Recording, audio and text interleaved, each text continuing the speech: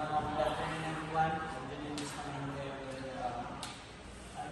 extract example for MD1. For the problem number 1, how do you call the strain energy per unit volume required to stress the material from unloaded state to the point of yielding? So, A. Modulus of roughness, B. Modulus of elasticity, C. Modulus of rigidity, and D. Modulus of resilience. So, for number 1, the answer is letter D. Modulus of resilience is the strain energy per unit required.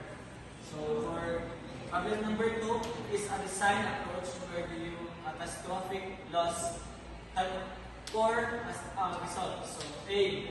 Failed safe design approach, B. Fault-free analysis approach, C. Manifest danger approach, and D.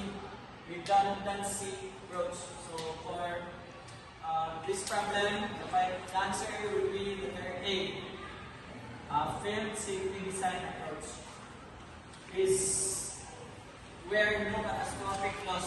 So for number 3, problem number 3, how do you call a structure for perpendicular to longitudinal axis? A. Cantilever beam, B. Beam, C. Overhanging beam, and D. Column. So the answer B. A structure perpendicular to longitudinal axis is a beam. So for problem number 4, load applied transversely to a longitudinal axis.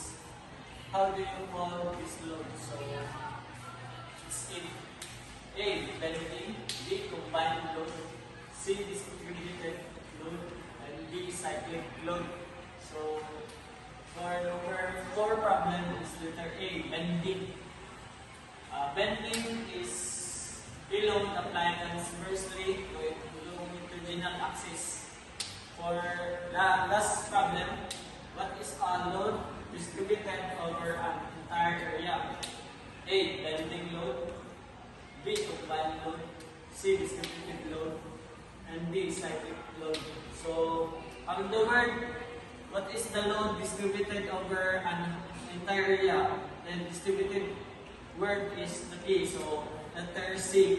Distributed